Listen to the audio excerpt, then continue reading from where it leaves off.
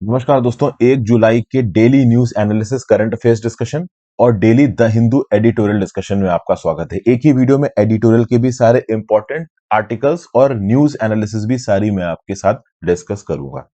News कौन कौन सी आज डिस्कस करने वाले हैं, तो जैसा कि कल भी मैंने एक वीडियो बना के बताया था, महाराष्ट्र के चीफ मिनिस्टर बन गए हैं एकनाथ शिंदे साहब और देवेंद्र फडणवीस साहब इनके डेप्यूटी बन गए। अब इसके रिस्पेक्ट में आज एक एडिटोरियल भी बहुत अच्छा है। अगर आप एडिटोरियल डिस्कशंस में जाएंगे ना, तो यहां पे do not weakened the anti defection law, ये जो पर्टिकुलर आर्टिकल है इसको पीडीटी आचार्य जी के सारा लिखा गया, सेक्रेटरी जनरल रह चुके हैं लोकसभा के। तो एंटी डिफेक्शन लॉ के बारे में बहुत ही जबरदस्त आर्ग्यूमेंट दे रहे हैं ये। और इसमें पहले के बॉम्बे हाई कोर्ट के जजमेंट और सुप्रीम कोर्ट के जजमेंट्स को भी कोट किया गया है। और अभी के लिए जो प्रोसेस चल रहा है वो किस प्रकार से गलत है, वो कैसे गलत प्रेसिडेंट को सेटअप करता है, उसके बारे में बात कर रहा है। हालांकि ये पॉइंट्स मैंने आपको पहले भी बताए हैं, बट एक बार रिवाइज कर लेंगे। जितनी बार आपको एक पॉइंट पता होगा एक पर्टिकुलर लॉ के बारे में, उतनी बार ही वो आपके दिमाग में एकदम सेट बैठ जाएगा, आगे आपको परेशानी नहीं होगी। फिर 11 अफगान सिख्स इस समय पे इंडिया में आए हैं काबुल से, और जिस फ्लाइट से आए हैं उसी फ्लाइट से कुछ अफगान नेशनल्स वापस अफगानिस्तान चले गए। फिर एक इंपॉर्टेंट लेप्रोसी की दवाई प्राइवेट सेक्टर में मिल नहीं रही है। पहले उसकी अवेलेबिलिटी कम थी और अब ओवरऑल वो अवेलेबल ही नहीं है मार्केट में। तो ये एक बड़ा कंसर्न का इशू है। मल्टी बैसिलरी आपका लेप्रोसी क्या होता है, इन सब चीजों के बारे में बात करेंगे। इंटरनेशनल मॉनेटरी फंड ने बोला है कि भाई पैसे को लेके, श्रीलंका की क्राइसिस को लेके अच्छी खासी बातचीत हो रही है, और इसके रिस्पेक्ट में एक आर्टिकल इसे मैं आपको समझाऊंगा। और मणिपुर की लैंडस्लाइड में 8 लोगों की यहां पे मृत्यु हो गई। बहुत से लोग यहाँ पे टेरिटोरियल आर्मी के थे, उनकी भी यहाँ पे मृत्यु हो गई। तो ये तो हो गया आज के करंट अफेयर्स के आर्टिकल्स। एडिटोरियल के आर्टिकल्स में आपके साथ और क्या क्या डिस्कस करने वाला हूं। तो एडवर्टाइजिंग में जो एंडोर्सर्स होते हैं, एंडोर्सर्स मतलब कि अब अक्सर कर अजय देवगन और शाहरुख खान जैसे स्टार्स पान मसाला के ऐड करते हुए नजर आते हैं आपको, सिगरेट्स के ऐड करने वाले, शराब का ऐड करने वाले। तो ये जो एंडोर्सर्स एडवर्टाइजिंग करते हैं, इनके ऊपर क्या कोई रिस्पॉन्सिबिलिटी होनी चाहिए? I am a Complan boy, ये पियोगे तो 20% आपकी हाइट बढ़ जाएगी, इतनी अच्छी हेल्थ हो जाएगी। तो ये जो एंडोर्सर्स किसी भी पर्टिकुलर ब्रांड का एडवर्टाइजमेंट करते हैं, ये एंडोर्सर्स किस हद तक रिस्पॉन्सिबल है, इनके लिए लेटेस्ट गाइडलाइंस कौन कौन सी इशू की गई हैं, इसके बारे में अनुश्री रौता जो कि एक एडवोकेट है और पार्टनर है heading media and entertainment at ANM global, और आकाश नील दास गुप्ता जो कि चीफ क्रिएटिव ऑफिसर है नेटवर्क एडवर्टाइजिंग के, इन्होंने यहां पे कुछ पॉइंट्स दिए हैं। इस पॉइंट को देखें। पुलिस और जर्नलिस्ट के बीच में क्या रिश्ता होता है? अभी रिसेंटली मोहम्मद जुबैर को अरेस्ट किया गया है, जो अल्ट न्यूज के को फाउंडर। अब इस कंटेक्स्ट में जब भी किसी इंडिविजुअल को अरेस्ट किया जाता है तो उसके बारे में कुछ इंफॉर्मेशन मीडिया को पुलिस से मिलती है। तो पुलिस से मिली हुई इंफॉर्मेशन पे किस हद तक पुलिस से मिली हुई इंफॉर्मेशन पे किस हद तक जर्नलिस्ट को भरोसा करना चाहिए, किस हद तक पुलिस और जर्नलिस्ट के रिश्ते काम करते हैं, कौन से लेवल के पुलिस ऑफिसर्स जर्नलिस्ट को, प्रेस को अपना स्टेटमेंट दे सकते हैं, इसके बारे में एक दो पॉइंट्स इसको देखेंगे। फिर भाई प्रधानमंत्री मोदी जी के G7 कमिटमेंट्स के बारे में बात करेंगे। जर्मनी में समिट हुआ था, मोदी जी गए थे, यहाँ के बारे में बात करेंगे। और fall out of policy failure, Texas जो आपका स्टेट है यूएस का, वहां पे रिसेंटली एक ट्रक मिला, उस ट्रक के अंदर 50 से ज्यादा लोग मरे हुए पड़े थे। ऐसा बताया जा रहा था कि जो यूएस मैक्सिको का बॉर्डर्स है, वहां से इलीगली ये माइग्रेंट्स यूएस में घुसने की कोशिश कर रहे थे। तो ये जो पूरा का पूरा माइग्रेंट क्राइसिस है, और जो यूएस मैक्सिको बॉर्डर पे इलीगल तरीके से स्मगलिंग के थ्रू माइग्रेंट्स यूएस के अंदर घुसना चाहते हैं, इस पर्टिकुलर न्यूज को भी मैं आपके साथ डिस्कस करूंगा। वर्ड ऑफ द डे देख लेते हैं, jingoism. What is jingoism? It is extreme patriotism, specially in form of aggressive और वॉर लाइक फॉरेन पॉलिसी। देखिए क्या लिखा, jingoism is nationalism in form of aggressive and proactive foreign policy such as country's advocacy for the use of threats और actual force as oppose to peaceful relations in affairs to safeguard what it perceives at national. तो कोई country को लगे कि दूसरी country को नीचा दिखा के उसके पीछे पड़ के ही हम अपना नेशनल ऑब्जेक्टिव पूरा कर सकते हैं। जैसे फॉर एग्जांपल चाइना, चाइना को लगता है कि इंडिया को नीचा दिखा के, इंडिया को पीछे खदेड़ के ही हम अपना ऑब्जेक्टिव और अपना नेशनल इंटरेस्ट पूरा कर सकते हैं। तो ये जिंगोइज्म है एक प्रकार का, मतलब आप एक वॉर लाइक पॉलिसी अपना लो किसी दूसरी पर्टिकुलर कंट्री के अगेंस्ट, उसके अगेंस्ट बिल्कुल ही गलत करो, एग्रेसिव पॉलिसी अपनाओ जिससे आपका भला हो जाएगा, आपको ऐसा लगता है। आगे बढ़ने से पहले वीडियो पे लाइक का बटन दोस्तों, चैनल को अब तक शेयर और सब्सक्राइब नहीं किया कर लीजिए, इंस्टाग्राम पे फॉलो कर लीजिए, टेलीग्राम ग्रुप ज्वाइन कर लीजिए। इंस्टाग्राम पे आपसे जुड़ने की कोशिश करता हूं, टेलीग्राम ग्रुप पे आपको लेक्चर की पीडीएफ मिल जाएगी, लेक्चर की नोटिफिकेशंस भी मैं अवेलेबल करवा दूंगा। पहली न्यूज देखते हैं, एकनाथ शिंदे महाराष्ट्र चीफ मिनिस्टर। देखिए, महाराष्ट्र की पॉलिटिकल हिस्ट्री में one of the biggest political surprises है ये। बीजेपी ने अनाउंस किया है कि ये रेबल शिवसेना लीडर एकनाथ शिंदे को सपोर्ट करेंगे as a new chief minister. और इसके लिए ओथ भी राजभवन में ले ली है भगत सिंह कोश्यारी गवर्नर के सामने एकनाथ शिंदे जी ने।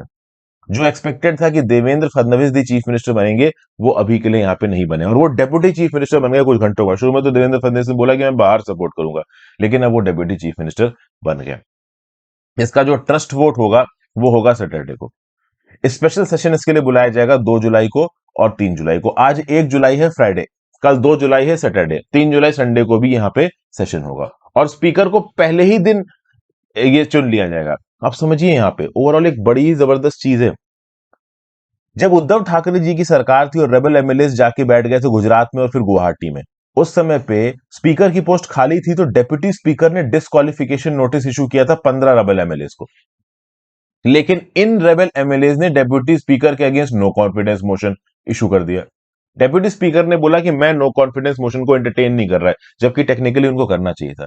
तो जब एक डेप्यूटी स्पीकर के against no confidence motion move हो रखा है, तो क्या वो डिस्क्वालिफिकेशन नोटिस इशू कर सकता है? एक सवाल यहां पे ये उठा। दूसरा, अगर नई सरकार पहले ही दिन स्पीकर चुन लेगी तो स्पीकर के हाथ में होता है कि वो डिस्क्वालिफिकेशन के रिस्पेक्ट में नियम कानून बनाए या फिर एक्शन ले। डिस्क्वालिफिकेशन एंटी डिफेक्शन लॉ के अंदर करना है नहीं करना है, इसकी एक मेजर पावर, एक मेजर डिस्क्रिशनरी पावर दी गई है किसको? स्पीकर को। हालांकि स्पीकर जो कुछ भी करेगा उसके अगेंस्ट सुप्रीम कोर्ट में बातें हो सकती हैं। अब नए स्पीकर आएंगे और ऑब्वियस सी बात है जो नए स्पीकर होंगे वो शिवसेना और बीजेपी कैंप के होंगे। तो क्या वो यहां पे डिस्क्वालीफाई करेंगे इन रेबल एमएलए को जिनके दम पे सरकार बन रही है? ये अपने आप में एक बड़ा सवाल है। तो ये कुछ बहुत इंपॉर्टेंट सवाल है। Ball is in the supreme courts court. इसमें देखा जाए तो एकनाथ शिंदे जी ने ऐसा किया क्यों? 39 सेना एमएलए इनके साथ हैं, 11 इंडिपेंडेंट इनके साथ हैं, 106 बीजेपी एमएलए इनके साथ हैं और ऑब्वियस बात इनका बोलना था कि कांग्रेस और एनसीपी के साथ अपना अलायंस तोड़ो, बीजेपी के साथ वापस आ जाओ हिंदुत्व के एजेंडा पे। फाइनली यहाँ पे कुछ ऐसा हो रहा है। 2019 में जब इलेक्शन लड़े गए थे तब बीजेपी ने शिवसेना के साथ मिलकर इलेक्शन लड़े थे, लेकिन शिवसेना ने इलेक्शंस के बाद ओवरऑल अपना अलायंस बना लिया एनसीपी के साथ और कांग्रेस के साथ। यहां पे एकनाथ शामाजी राव शिंदे जी की बात की जाए, काफी न्यूज में रहे। ये 20वें चीफ मिनिस्टर बने हैं महाराष्ट्र के। पहले कैबिनेट मिनिस्टर थे अर्बन डेवलपमेंट और पब्लिक वर्क्स अंडरटेकिंग के, गवर्नमेंट ऑफ महाराष्ट्र में। एमएलए हैं ये कोपरी पंच पाखड़ी कॉन्स्टिट्यूएंसी ऑफ थाने महाराष्ट्र से और लगातार 4 बार से एमएलए 2004, 2009, 2014, 2019।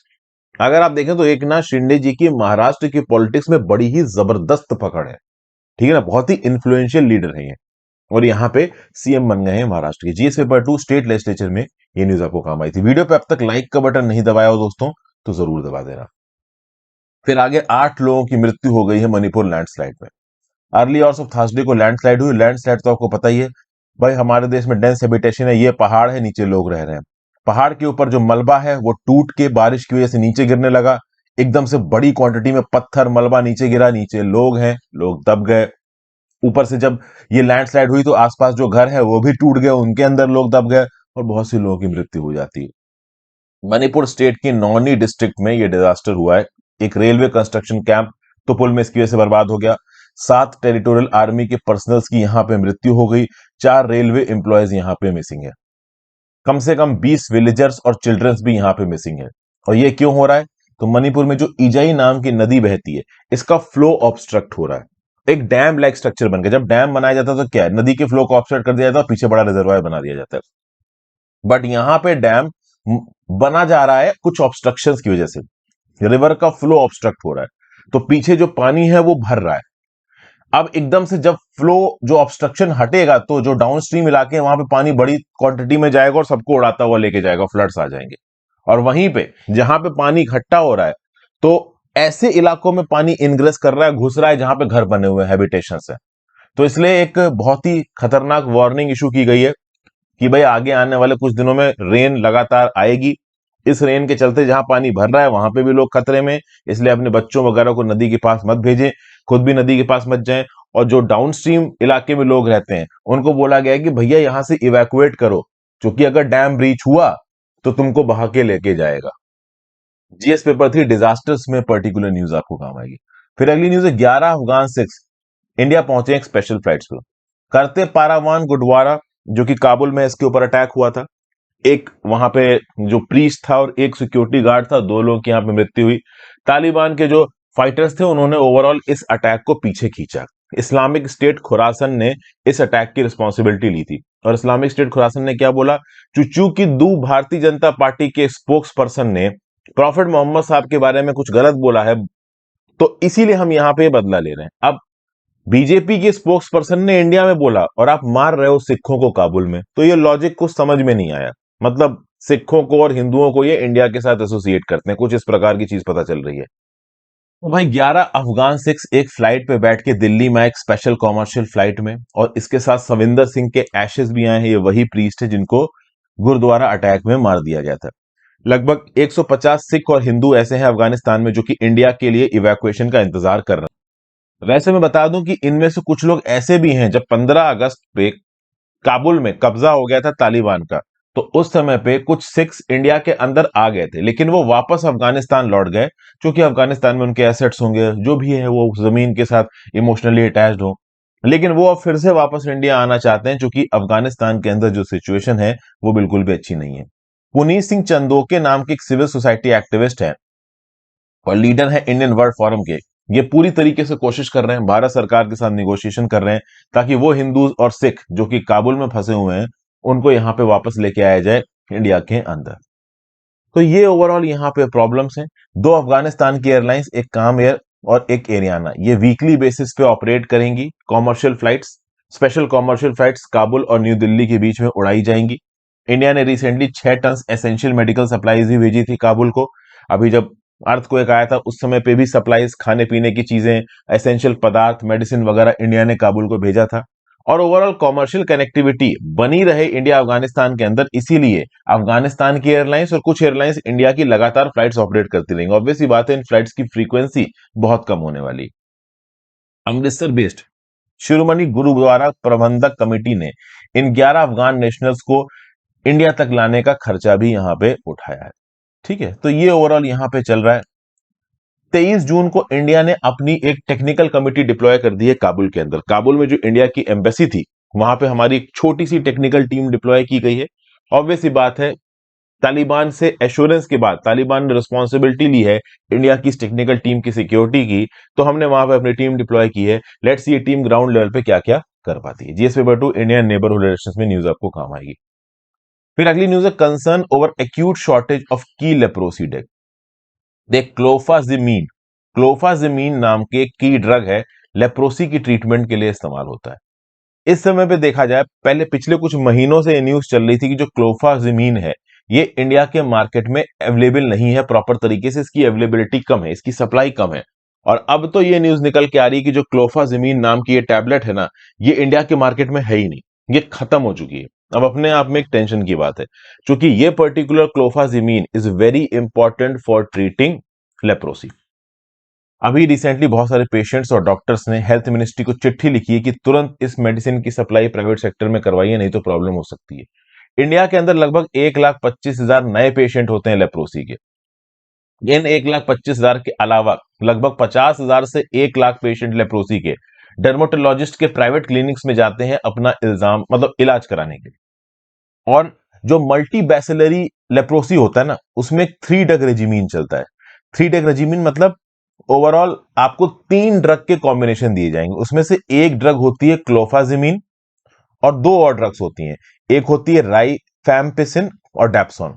अभी जो राइफैम्पिसिन और डैप्सोन है, इसकी अवेलेबिलिटी मार्केट में कम नहीं है, ये ठीक ठाक क्वांटिटी में मार्केट में अवेलेबल है। लेकिन जो क्लोफाजिमीन है ये यहां पे खत्म हो गई है। तो क्लोफाजिमीन बहुत इंपॉर्टेंट है मल्टी बैसिलरी लेप्रोसी को ट्रीट करने में। 58% केसेस लेप्रोसी के मल्टी बैसिलरी होते हैं। आप बोलोगे सर मल्टी बैसिलरी क्या होता है? देखिए, एक होता है पॉसी बैसिलरी, एक होता है मल्टी बैसिलरी। आप एक जनरल पर्सपेक्टिव से ये समझ सकते हो कि जो मल्टी बैसिलरी वाला केस होता है ना, वो पॉसी बैसिलरी से बहुत ज्यादा एक्यूट होता है। पॉसी बैसिलरी आप कह सकते हो एक इनिशियल फेज होता है लेप्रोसी डिजीज का, और मल्टी बैसिलरी एक एडवांस स्टेज होता है। अगर आपको मल्टी बैसिलरी डिजीज है, ये जो पॉसी बैसिलरी है वो आपके स्किन और नर्व्स को अफेक्ट करेगा, लेकिन मल्टी बैसिलरी स्किन नर्व्स के साथ साथ आपके ऑर्गन तक भी पहुंच जाएगा। बहुत फैटल हो सकता है मल्टी बैसिलरी। तो जो मल्टी बैसिलरी लेप्रोसी होता है वो ज्यादा डेंजरस होता है। और इस मल्टी बैसिलरी लेप्रोसी को सॉल्व करने के लिए 3 ड्रग्स दी जाती हैं, एक राइफैम्पिसिन, एक डेप्सॉन और एक क्लोफाजिमीन। अब क्लोफाजिमीन मार्केट में हो गई खत्म। अब जब ये मार्केट में खत्म हो गई तब लेप्रोसी की ट्रीटमेंट, खासकर मल्टी बैसिलरी लेप्रोसी की लड़ाई जो है वो हमारी कमजोर पड़ रही है। वर्ल्ड हेल्थ ऑर्गेनाइजेशन की रिपोर्ट के हिसाब से देखा जाए तो लेप्रोसी बहुत से स्टेट्स में एंडेमिक है। ओके, यूनियन टेरिटरीज में एंडेमिक है। अगर देखा जाए तो पर 10,000 पॉपुलेशन जो एनुअल केस डिटेक्शन रेट है वो है 4.56। लेप्रोसी की बात करें, इसको हैंसन डिजीज भी बोला जाता है। ये एक इन्फेक्शन है जो कि एक बैक्टीरिया माइकोबैक्टीरियम लेप्रे की वजह से होता है। ये क्रॉनिक क्यूरेबल इन्फेक्शियस डिजीज है। स्किन लेजियंस, नर्व डैमेज होता है और एडवांस फॉर्म में ये आपके ऑर्गन्स को भी नुकसान पहुंचा सकता है। आपकी लाइट कलर्ड स्किन हो जाएगी, रेड कलर के पैचेस आ जाएंगे आपकी स्किन के ऊपर, सेंसेशन, नमनेस, वीकनेस, इस प्रकार की चीज आपको होगी। 6 से 12 महीने में इसको ट्रीट किया जाता है मल्टी ड्रग थेरेपी के थ्रू, और मल्टी बैसिलरी के एडवांस फॉर्म में पहुंच गया तो फैटल भी हो सकता है। देखा जाए तो 39% विक्टिम्स लेप्रोसी की इंडिया में वुमेन है। 5.8% विक्टिम्स वो चिल्ड्रन है जिनकी उम्र 14 साल से कम है। 2.41% में विजिबल डिफॉर्मिटीज दिख रही थी लेप्रोसी की, और पर 1 मिलियन पॉपुलेशन 1.1 विजिबल डिफॉर्मिटी दिखती है आपकी लेप्रोसी की। और लेप्रोसी की डिजीज में जैसा कि मैंने आपको बताया, क्लोफाजिमीन बहुत ज्यादा इंपॉर्टेंट है जो कि खत्म हो गई। अगर हम बात करें नेशनल लेप्रोसी एरेडिकेशन प्रोग्राम जो कि भारत सरकार चला रही है, तो इस पर्टिकुलर प्रोग्राम के अंदर मल्टी बैसिलरी लेप्रोसी केसेस को क्योर करने के लिए 3 ड्रग का कॉम्बिनेशन दिया जाता है, जिसमें से एक ड्रग क्लोफाजिमीन अवेलेबल नहीं है। तो इंडिया की जो लेप्रोसी के अगेंस्ट लड़ाई है वो ऑटोमेटिकली इससे बहुत ज्यादा कमजोर पड़ जाती है। तो डर्माटोलॉजिस्ट, लेप्रोलॉजिस्ट सब यहां से परेशान है, उनको पता है दवाई क्या है, बट दवाई ही मार्केट में अवेलेबल नहीं। एक और चीज, क्लोफाजिमीन केवल लेप्रोसी को ट्रीट नहीं करती है, क्लोफाजिमीन मल्टी ड्रग रेजिस्टेंस ट्यूबरकुलोसिस को भी ट्रीट करती है। रिसेंटली डब्ल्यूएचओ ने बोला है कि इस पर्टिकुलर वैक्सीन से आप ड्रग रेजिस्टेंस और ट्यूबरकुलोसिस को भी ट्रीट कर सकते हो। तो क्लोफाजिमीन का ना होना is a dangerous situation. Bharat सरकार ऑब्वियस बात है पूरी कोशिश कर रही होगी इस पर्टिकुलर ड्रग की अवेलेबिलिटी को बढ़ाने की। प्लस यहां स्टेरॉइड्स भी लिए जाते हैं। स्टेरॉइड्स कहते हैं स्ट्रॉन्ग मेडिसिन जो आपके इन्फेक्शन को रोकने की कोशिश करें। देखिए, जब कोरोना फैलना शुरू हुआ था तो उस समय पे स्टेरॉइड्स बहुत दिए जाते थे, इन्फेक्शन ना फैले, हम वायरस के फ्लो को रोक लें। लेकिन स्टेरॉइड्स के जो साइड इफेक्ट्स होते हैं वो बहुत डेंजरस होते हैं, उनके जो लॉन्ग टर्म हेल्थ हजार्ड्स होते हैं वो बहुत डेंजरस होते हैं। तो ओवरऑल जब किसी को लेप्रोसी हो जाता है तो डर्मेटोलॉजिस्ट और लेप्रोलॉजिस्ट स्टेरॉइड्स भी प्रेफर करते हैं, लेकिन सिर्फ स्टेरॉइड्स खाने से आप चीजें मैनेज नहीं कर सकते हो, आपको ये 3 ड्रग कोर्स लेना पड़ेगा, ये भी मैंडेटरी है। स्टेरॉइड्स आपके इन्फेक्शन को कुछ हद तक रोक सकते हैं, बट एक लिमिट से ज्यादा स्टेरॉइड्स खाओगे तो ब्लड शुगर लेवल बढ़ जाएगा, आपका इम्यूनिटी सिस्टम कॉम्प्रोमाइज हो सकता है और भी बहुत सी प्रॉब्लम हो सकती है। यस पेपर टू हेल्थ पे ये न्यूज आपको काम आएगी। फिर अगली न्यूज है, रशिया ने यूक्रेन के स्नेक आइलैंड से विड्रॉ कर लिया है ब्लैक सी के अंदर। सबसे पहले ब्लैक सी के अंदर देखिए कि ये स्नेक आइलैंड की लोकेशन क्या है। यहाँ पे आपको क्रीमियन पेनिनसुला दिख रहा है, ये ऊपर यूक्रेन दिख रहा है, ये जो ईस्टर्न बेल्ट है डॉनबास की, और नीचे ये जो ओवरऑल इलाका है खैरसॉन के आसपास का, इसको कब्जा लिया है यूक्रेन से, किसने, रशिया ने। और थोड़ा अंदर घुसने की कोशिश कर रहा है, पहले तो कीव पे भी अटैक किया था लेकिन अब कीव पे अटैक नहीं कर रहे हैं। ये जहां पे यूक्रेन का बिल्कुल वेस्टर्न एंड पड़ता है ना, यहां पे एक आइलैंड आता है जिसका नाम है आपका स्नेक आइलैंड। स्नेक आइलैंड लगभग कुछ महीनों पहले न्यूज में था। क्यों न्यूज में था? कि रशियन नेवी ने स्नेक आइलैंड पे अटैक कर दिया, लेकिन जो यूक्रेनियन बॉर्डर गार्ड्स वहां पे डिप्लॉयड थे, इन्होंने रशिया के सामने अपना सरेंडर करने से मना कर दिया। बाद में पता चला ये बॉर्डर गार्ड्स को रशिया ने मार दिया, बाद में पता चला कि सच में बॉर्डर गार्ड्स ने सरेंडर कर दिया था। 24 फरवरी के लगभग ये न्यूज वायरल हो रही थी, तब स्नेक आइलैंड न्यूज पे आया था, बहुत से लोगों ने वीडियो बनाई थी, मैंने भी इसके ऊपर वीडियो बनाई थी। अब ऐसा सुनने में आ रहा है कि रशिया ने अनाउंस किया है कि हम यूक्रेन के स्नेक आइलैंड को छोड़ रहे हैं। रशिया की मिलिट्री ने बोला है कि we are leaving Snake Island. Ukrainian army बोल रही है कि ये उनके लिए एक विक्ट्री है। एक tiny strategically located Ukrainian island है ब्लैक सी में। आप ऑब्वियस ही बात है इसकी लोकेशन से देख सकते हो कि यूक्रेन से जब भी कोई सामान निकल के मान लो इस रास्ते पे जाता है तो स्नेक आइलैंड रास्ते में होगा, तो जो भी स्नेक आइलैंड में स्टेशन है वो लिटरली यूक्रेन के एक्सपोर्ट्स को कमांड कर सकता है। अगर रशिया वहां पे स्टेशन होता तो यूक्रेन के एक्सपोर्ट को कमांड हो सकता था, बट रशिया ने इसको छोड़ दिया है। अब आप बोलोगे क्यों छोड़ा? देखिए, पहली बात, रशिया अब ईस्टर्न यूक्रेन और सदर्न यूक्रेन में ज्यादा इंटरेस्टेड है, वेस्टर्न यूक्रेन में उतना इंटरेस्टेड नहीं है। तो आप कह सकते हो साउथ वेस्टर्न यूक्रेन के एक आइलैंड की तरह काम करता है ये आइलैंड। बहुत छोटा सा आइलैंड है, रशिया के लिए उतना स्ट्रेटेजिकली इंपॉर्टेंट नहीं है, और स्ट्रेटेजिकली इंपॉर्टेंट है भी तो एक लिमिट से ज्यादा पंगा शायद अब रशिया लेने के भी मूड में नहीं है। रशिया ने ओपनली बोला है कि दुनिया को ऐसा लगता है कि हम व्हीट सप्लाईज को रोक रहे हैं, बट हम ऐसा नहीं कर रहे हैं। 30 जून को रशिया ने अनाउंस किया कि हम as a gesture of goodwill Snake Island को खाली कर रहे हैं। जो भी रशियन आर्मी, रशियन गैरिसन वहां पे स्टेशन है, वो यहां से निकल जाएगी। मतलब रशिया पूरी दुनिया को ये दिखाने की कोशिश कर रहा है कि जो यूनाइटेड नेशंस के एफर्ट हैं कि हम एक ह्यूमैनिटेरियन कॉरिडोर सेटअप करेंगे, इस एफर्ट्स को मैं ब्लॉक नहीं कर रहा हूं। एग्रीकल्चरल प्रोडक्ट्स यूक्रेन एक्सपोर्ट कर सकता है, मैं इस चीज को नहीं रोक रहा। मतलब रशिया बोल रहा है कि वो इस चीज को नहीं रोक सकता है। एक्चुअली यूनाइटेड नेशंस ने एक रिपोर्ट निकाली थी कि ओवरऑल इस रशिया यूक्रेन वॉर के चलते पूरी दुनिया में फूड ग्रेन्स की कमी पड़ रही है, क्योंकि यूक्रेन भी बड़ा एक्सपोर्टर था, रशिया भी बड़ा एक्सपोर्टर था फूड ग्रेन्स का। अब ऑब्वियस सी बात है, रशिया के लिए फूड ग्रेन्स एक्सपोर्ट करना मुश्किल हो गया है। रीजन बीइंग कि बहुत सारे सैंक्शंस लगा दिए हैं वेस्टर्न कंट्रीज ने। बट यूक्रेन भी फूड ग्रेन्स एक्सपोर्ट कर सकता है, ऐसा बार बार रशियन प्रेसिडेंट व्लादिमीर पुतिन कह रहे हैं। पहले भी टर्की के साथ बातचीत करके रशियन प्रेसिडेंट व्लादिमीर पुतिन ने बार बार बोला कि आप यूक्रेनियन पोर्ट से फूड एक्सपोर्ट कर सकते हो, पहले यूक्रेनियन पोर्ट्स के ऊपर जो मिसाइलें लगी हुई हैं, जो माइंस लगी हुई हैं, उनको हटाओ। क्या हुआ ना कि यूक्रेन डर गया कि यूक्रेन के पोर्ट्स के ऊपर अटैक हो सकता है, तो यूक्रेन ने अपने पोर्ट में बहुत जगहों पर माइन लगा दी। तो रशियंस अगर समुद्र के रास्ते इन पोर्ट में घुसने की कोशिश करेंगे तो वो माइंस फट जाएंगी। तो यूक्रेनियन वाले माइंस हटा नहीं रहे। तो रशिया चाहता है कि हम पे भरोसा करो, माइन हटा दो। यूक्रेन वाले क्या ही भरोसा करेंगे उनके ऊपर, तो वैसे इतना अटैक हो रखा है। तो फाइनली स्नेक आइलैंड से रशिया हट गया है, और रशिया ने एक सिग्नल दिया है कि यूक्रेन अपने फूड एक्सपोर्ट्स को एक्सपोर्ट कर सकता है। ये ग्लोबल फूड क्राइसिस चल रही है। ग्रेन्स के, कुकिंग ऑयल्स के, फ्यूल के, फर्टिलाइजर के दाम बहुत ज्यादा तेजी से बढ़ रहे हैं। ग्लोबल व्हीट सप्लाईज का एक तिहाई रशिया यूक्रेन से आता था। कॉर्न का एक मेजर एक्सपोर्टर था, सनफ्लावर ऑयल का मेजर एक्सपोर्टर था यूक्रेन, रशिया फर्टिलाइजर का मेजर एक्सपोर्टर था। ये सब बंद हो चुका है। बहुत सा स्टॉक इस समय पे यूक्रेन और रशिया के पास पड़ा हुआ है। तो शायद इससे हो सकता है कि जो थोड़े बहुत एक्सपोर्ट्स हैं फूड ग्रेन के, वो यहाँ पे फिर से चालू हो जाए। रशिया एक बार स्नेक आइलैंड से बाहर निकलेगा। तो याद रखना स्नेक आइलैंड के बारे में, हो सकता है कि किसी पर्टिकुलर क्वेश्चन में आपसे पूछ दिया, जिस पेपर 2 इंटरनेशनल रिलेशंस में न्यूज काम आएगी। फिर अगली न्यूज है, आईएमएफ ने बोला है कि श्रीलंका के साथ बातचीत में हमें सिग्निफिकेंट प्रोग्रेस मिल रही है। तो बेसिकली श्रीलंका के साथ बात चल रही है आईएमएफ की। एक जो इतनी बड़ी अनप्रेसिडेंटेड इकोनॉमिक क्राइसिस आ रखी है आपकी श्रीलंका के अंदर, ये ग्लोबल फाइनेंशियल इंस्टीट्यूशन आईएमएफ की मदद से रिजॉल्व करने की कोशिश कर रहा है श्रीलंका। तो यहां पे नए आईएमएफ सपोर्टेड प्रोग्राम के क्या आप कह सकते हो प्रोविजंस होंगे, उनके ऊपर ठीक ठाक डिस्कशन हुआ है। मैक्रो इकोनॉमिक स्टेबिलिटी कैसी जाएगी श्रीलंका के अंदर, डेप्थ सस्टेनेबिलिटी कैसी लाई जाएगी, फाइनेंशियल स्टेबिलिटी को कैसे सेफगार्ड किया जाएगा, स्ट्रक्चरल रिफॉर्म्स कैसे लाए जाएंगे, कैसे श्रीलंका की ग्रोथ पोटेंशियल को बढ़ाया जाएगा, वगैरह वगैरह। ऑब्वियस ही बात है, आईएमएफ की तरफ से एक बेल आउट पैकेज आएगा, एक एक्सटेंडेड फंड फैसिलिटी आएगी, एक्सटर्नल डेप्ट को रीस्ट्रक्चर किया जाएगा। श्रीलंका को बहुत सारे इकोनॉमिक इंटरनल रिफॉर्म्स लेने पड़ेंगे। अप्रैल 2022 में ही श्रीलंका ने बोला था कि जो एक्सटर्नल लोन इन्होंने लिया है $50 बिलियन का, इसके ऊपर ये लोन डिफॉल्ट कर रहे हैं। ऑब्वियस बात है, वो लोन डिफॉल्ट आईएमएफ की परमिशन के साथ ही किया होगा, क्योंकि पहले कभी भी लोन डिफॉल्ट श्रीलंका ने नहीं किया था। फिर अगर देखें तो केमिकल फर्टिलाइजर इंडस्ट्री के ऊपर भी यहाँ पे एक बैन लगा दिया था श्रीलंका ने। श्रीलंका ने बोला ऑर्गेनिक फार्मिंग करो, लेकिन ये बैन उल्टा पड़ गया श्रीलंका के ऊपर। अभी क्या है कि श्रीलंका हर महीने $2 बिलियन के एसेंशियल इंपोर्ट करता है, लेकिन श्रीलंका के पास जो फॉरेक्स रिजर्व है वो केवल $1917 मिलियन के, मतलब $1.917 बिलियन के श्रीलंका के पास फॉरेन रिजर्व है। और एक महीने में श्रीलंका $2 बिलियन के एसेंशियल इंपोर्ट करता है। और ये जो $1.9 बिलियन के फॉरेन रिजर्व है ना, इसमें से लगभग $1.5 बिलियन तो चाइना से आया है। और चाइना से आए पैसे के ऊपर कुछ कंडीशंस हैं। चाइना से आए पैसे के ऊपर कंडीशंस होंगी कि इतना सामान आप चाइना से ही खरीदोगे, यही सामान खरीदोगे, इस रेट पे खरीदोगे। तो चाइना का जो पैसा आया है वो कुछ टर्म्स एंड कंडीशंस पे आया है।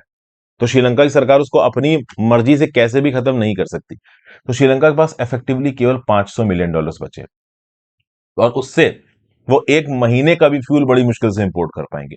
तो हालात श्रीलंका की बहुत खराब है।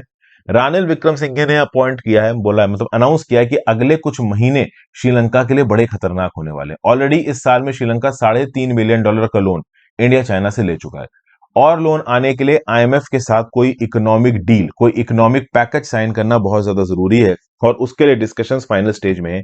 एक बार आईएमएफ अनाउंस पैकेज आ जाता है तो Japan, US, India, China, Europe, बहुत सारी और कंट्रीज यहाँ पे श्रीलंका के पास बेल आउट पैकेज भेजेंगे। इंग्लैंड, फ्रांस, जर्मनी, सबकी तरफ से पैसा आएगा।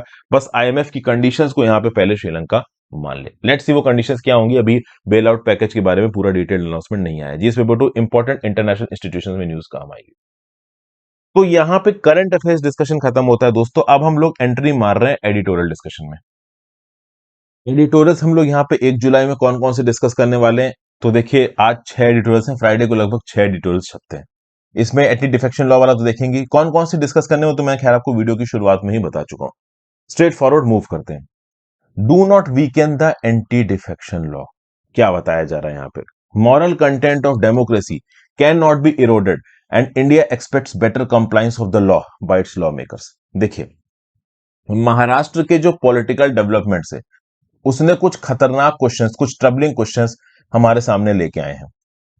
जिस प्रकार से political class anti defection law को यहां पे डेसिफर कर रही है और जिस प्रकार से इस एंटी डिफेक्शन लॉ को सुप्रीम कोर्ट ने डिफाइन किया था, इसमें जमीन आसमान का फर्क है, ऐसा यहां पे बताया जा रहा है। ऑफिस ऑफ मॉनेटरी इंड्यूसमेंट, देखिए एंटी डिफेक्शन लॉ को लाया इसलिए गया था कि जो मॉनेटरी इंड्यूसमेंट के चलते जो हॉर्स ट्रेडिंग चलती थी, एमएलए की खरीद फरोख्त चलती थी, ये बंद हो जाए। पर शायद ऑथर यहां पे ये करने की कोशिश कर रहा है कि ये एक्चुअली में चालू है और महाराष्ट्र के डेवलपमेंट के रिस्पेक्ट में इसको समझाया जा रहा है। 27 जून को सुप्रीम कोर्ट ने इन डिसिडेंट लेजिस्लेचर्स को 12 जुलाई तक का टाइम दे दिया इनका रिस्पांस फाइल करने के लिए। सबसे पहली बात ऑथर ये बोल रहा है कि इस पर्टिकुलर स्टैंड से सुप्रीम कोर्ट ने इन लेजिस्लेचर्स को एक एडवांटेज दे दिया है। समझ गए। नॉर्मल कर देखा जाए तो 7 दिन का टाइम मिलना चाहिए यहां पे इन लेजिस्लेचर्स को अपना रिस्पांस देने का। शुरुआत में डेप्यूटी स्पीकर ने केवल 2 दिन का टाइम दिया था, कम से कम 7 दिन का टाइम मिलना चाहिए। 12 जुलाई 15 दिन का टाइम दे दिया यहां पे सुप्रीम कोर्ट ने इन लेजिस्लेटर्स को। और इस बीच में हो गया यहां पे फ्लोर टेस्ट, उद्धव ठाकरे जी ने कर दिया यहां पे रिजाइन। तो बहुत सारे लीगल क्वेश्चंस यहां पे खड़े हो गए। और जिस प्रकार से एंटी डिफेक्शन लॉ 1985 को एनविसेज किया गया था, क्या उसी प्रकार से एंटी डिफेक्शन लॉ ग्राउंड पे इंप्लीमेंट हो रहा है, इस चीज के ऊपर एक बड़ा सवाल यहां पे पुटअप हो गया। देखिए 10th schedule of the constitution of India 1985 anti defection law आया था राजीव गांधी जी की प्रीमियरशिप के अंदर। बहुत सी डिबेट, डिलिब्रेशंस, डिसएग्रीमेंट्स, फॉर्मुलेशंस, रीफॉर्मुलेशंस के बाद इस एंटी डिफेक्शन लॉ को ग्राउंड पे इंप्लीमेंट किया गया था। एंटी डिफेक्शन लॉ क्या बोलता है कि एक लेजिस्लेटर को जो कि एक पॉलिटिकल पार्टी का है उसको आप डिस्क्वालीफाई कर सकते हो from the member of that political party अगर वो पॉलिटिकल पार्टी के स्टैंड को नहीं मानता है या फिर पॉलिटिकल पार्टी के विप के इंस्ट्रक्शंस के अगेंस्ट काम करता है। विप बेसिकली काम क्या करवाता है कि जब भी स्टेट लेजिस्लेटिव असेंबली में या लोकसभा में, राज्यसभा में किसी पर्टिकुलर मुद्दे के ऊपर वोटिंग कर रही हो तो एक पर्टिकुलर एमएलए या एमपी जिस भी पॉलिटिकल पार्टी का है उस पॉलिटिकल पार्टी का जो कॉमन स्टैंड हो, एमपी एमएलए भी वही स्टैंड माने। तो ये नहीं होना चाहिए कि शिवसेना पॉलिटिकल पार्टी के 10 एमएलए एक पर्टिकुलर इशू के फेवर में वोट कर रहे हैं और बाकी 20 अगेंस्ट वोट कर रहे हैं, ये नहीं होना चाहिए। इसीलिए एंटी डिफेक्शन लॉ यहां पे लाया गया था। ठीक है भाई। तो एंटी डिफेक्शन लॉ की जो मेन प्रोविजंस हैं इनको वॉयलेट किया जा रहा है। शुरुआत में तो एंटी डिफेक्शन लॉ में ये बोला गया कि अगर टोटल लेजिस्लेटर के 1/3 टूट के दूसरी पॉलिटिकल पार्टी में चले जाते हैं तो वो डिस्क्वालीफाई नहीं होंगे। लेकिन इस पर्टिकुलर प्रोविजन को कॉन्स्टिट्यूशन अमेंडमेंट एक्ट 2003 में हटा दिया गया। बताओ कौन से कॉन्स्टिट्यूशन अमेंडमेंट एक्ट से हटाया गया था। उसके बाद एक नया प्रोविजन जोड़ा गया मर्जर का। फिर यह बोला गया कि किसी भी लेजिस्लेटिव असेंबली में या फिर लोकसभा में किसी भी हाउस में जो टोटल नंबर ऑफ लेजिस्लेटर्स हैं एक पॉलिटिकल पार्टी के, इसके 2/3 कम से कम टूट के किसी और पॉलिटिकल पार्टी में चले जाते हैं तो वो मर्जर होगा और इनको डिस्क्वालीफाई नहीं किया जाएगा। तो ये जो 2/3 वाला आप कह लो नियम है, इसका आज की डेट में गलत प्रकार से इस्तेमाल किया जा रहा है, ऐसा ऑथर यहां पे बोल रहा है। यहां पे मर्जर के इंटरप्रिटेशन की बात हो रही है। Let's interpret this word merger. देखिए क्या लिखा हुआ है। It is this exception contained in paragraph 4 of the Anti-Defection Act 10th schedule that has been taken recourse to by a large number of legislators. बहुत सारे लोगों ने मर्जर के नाम पे, 2/3 डिफेक्शन के नाम पे अपने आप को ओवरऑल डिस्क्वालिफिकेशन से बचा लिया। किस तरीके से बचा है? शिवसेना के रिस्पेक्ट में बात की जाए तो 2/3 मेंबर्स एकनाथ शिंदे के अंदर शिवसेना के उद्धव ठाकरे जी के कैंप से यहां पे अलग हो गए। लेकिन खास बात यहां पे यह है कि वो जाके मिले नहीं है भारतीय जनता पार्टी से, वो शिवसेना के अंदर ही हैं। अब इस कंटेक्स्ट में हमें एक जजमेंट के ऊपर जाना पड़ेगा। वो जजमेंट है Goa bench of the Bombay High Court का। जजमेंट का नाम है Girish Chodankar versus the speaker Goa legislative assembly. जिसमें बेसिकली क्या बोला Goa bench of the Bombay High Court ने कि भाई देखिए 2/3 मेंबर्स अगर मर्जर कर लेते हैं तो इसको ओरिजिनल पार्टी का मर्जर बोला जाएगा। मतलब कि अगर 2/3 मेंबर्स एक पॉलिटिकल पार्टी के मिलके जाके दूसरी पॉलिटिकल पार्टी में मिल जाते हैं तो they will not be disqualified. लेकिन अब आपको समझनी पड़ेगी एक बात, 2/3 मेंबर्स अगर एक पार्टी से निकल के दूसरी पार्टी में जा रहे हैं तो ये जो ओरिजिनल पार्टी है जिससे वो निकल के दूसरी पार्टी में जा रहे हैं, ये ओरिजिनल पार्टी दूसरी पार्टी में मर्ज हो गई ऐसा माना जाएगा। तो शिवसेना के 2/3 मेंबर्स अगर निकल के बीजेपी के पास जा रहे हैं और मर्ज हो रहे हैं तो शिवसेना का बीजेपी में मर्जर माना जाएगा। ऐसा बोल रही है Bombay High Court in Girish Chodankar versus the speaker Goa state legislative. But problem यह कि ये 2/3 मेंबर्स मर्ज किए कहां है बीजेपी में। शिवसेना से 2/3 मेंबर्स ने उद्धव ठाकरे जी से सपोर्ट खींच लिया, लेकिन ये बीजेपी से मिले नहीं है। तो जब तक ये बीजेपी से मिले नहीं है तब तक मर्जर हुआ ही नहीं है, और जब तक ये मर्जर हुआ ही नहीं है तब तक they are legally liable for disqualification. तो बॉम्बे हाई कोर्ट के इस पर्टिकुलर जजमेंट के हिसाब से ये मर्जर तब होता जब ये 2/3 मेंबर्स जाके बीजेपी से मिलते, बट ऐसा यहां पे नहीं हुआ है। तो technically they should be disqualified, ऐसा बॉम्बे हाई कोर्ट के इस पर्टिकुलर जजमेंट से पता चलता है। ठीक है भाई, एक तो ये चीज यहां पे निकल के आई। और इसीलिए जो उद्धव ठाकरे जी का कैंप है शिवसेना का, उसने 16 डिसिडेंट्स के against under paragraph 2 clause 1 sub clause A of the 10th schedule एक डिस्क्वालिफिकेशन नोटिस भी जारी किया गया। लेकिन सवाल ये उठता है कि ये जो डिस्क्वालिफिकेशन नोटिस था ये इशू किया गया डेप्यूटी स्पीकर के द्वारा, और डेप्यूटी स्पीकर के अगेंस्ट भी एक नो कॉन्फिडेंस मोशन चल रहा था। तो सबसे पहली बात यहां पे होती है कि भाई जो डिस्क्वालिफिकेशन है इसके ग्राउंड्स क्या क्या है। अब अगर देखिए 10th शेड्यूल के अंदर डिस्क्वालिफिकेशन के ग्राउंड क्या क्या है, इसको पता करने के लिए आपको एक जजमेंट पे जाना पड़ेगा, सुप्रीम कोर्ट के Ravi S Nayak versus Union of India 1994। अगर आप इस जजमेंट को पेरूज करते हो, Ravi S Nayak versus Union of India 1994, उसमें क्या बताया जा रहा है कि भाई an inference can be drawn from the conduct of a member that has voluntarily given up the membership of the party to which he wants। मतलब उसके एक्शन से एक इन्फरेंस निकाला जा सकता है कि हाँ भाई उसने इतना बड़ा काम किया है कि नहीं किया है कि उसको डिस्क्वालीफाई किया जाए। अब ओवरऑल अगर एक पॉलिटिकल पार्टी के एमएलए पार्टी के लीडरशिप के हिसाब से काम नहीं कर रहे हैं, एक इम्पेंडिडेंट एक प्रॉपर पॉलिटिकल क्राइसिस में पॉलिटिकल पार्टी का स्टैंड को सपोर्ट नहीं कर रहे, जैसे कि फॉर एग्जांपल यहां उद्धव ठाकरे जी का कैंप के सामने एग्जिस्टेंस की क्राइसिस थी, तब भी ये डिसिडेंट एमएलए बातचीत के लिए नहीं आए, मदद के लिए नहीं आए।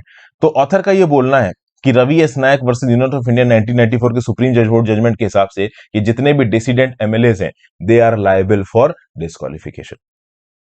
ठीक है भाई। फिर जैसा कि मैंने बताया डेप्यूटी स्पीकर वाला स्टैंड, डेप्यूटी स्पीकर के against no confidence motion issue हो रखा था, उस समय पे भी डेप्यूटी स्पीकर ने डिस्क्वालिफिकेशन नोटिस इशू किया। तो क्या डेप्यूटी स्पीकर ये कर सकता था? टेक्निकली देखा जाए तो नहीं कर सकता था। और उससे भी बड़ा एक केस यहां पे निकल के आता है सुप्रीम कोर्ट का क्योटो होलोहान 1993 जजमेंट। क्योटो होलोहान 1993 जजमेंट में सुप्रीम कोर्ट ने यह बोला था कि डिफेक्शन की जब भी प्रोसीडिंग चल रही होगी, जुडिशरी का रोल बाद में आएगा। मतलब पहले डिफेक्शन की प्रोसीडिंग कंप्लीट हो जाएगी, स्पीकर या डेप्यूटी स्पीकर जब अपना काम कर देंगे, डिफेक्शन हो जाएगा, उसके बाद सुप्रीम कोर्ट पिक्चर में आएगा या फिर हाई कोर्ट पिक्चर में आएगी।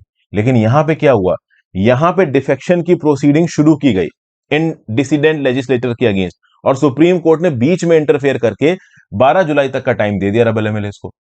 तो यहां पे सुप्रीम कोर्ट के स्टैंड ने अपने ही क्योटो होलोहान 1993 के जजमेंट को वायलेट किया। समझ लो, क्योटो होलोहान 1993 जजमेंट बोलता है कि डिफेक्शन का प्रोसेस होने के बाद जुडिशरी प्ले में आएगा, यहां पर डिफेक्शन का प्रोसेस होने से पहले ही सुप्रीम कोर्ट प्ले में आ गया। तो क्योटो होलोहान 1993 के सुप्रीम कोर्ट को जजमेंट को खुद सुप्रीम कोर्ट ने यहां पे ओवररूल कर दिया या इग्नोर कर दिया। उसके बाद नॉर्मल कर इन डिस्क्वालिफिकेशन की प्रोसीडिंग्स में जो रेबल एमएलए होते हैं उनको 7 दिन का नोटिस दिया जाता है, यहां पे सुप्रीम कोर्ट ने उनको 15 दिन का नोटिस दिया है। तो ये भी सुप्रीम कोर्ट एक अलग से उनको फेवर दे रहा है।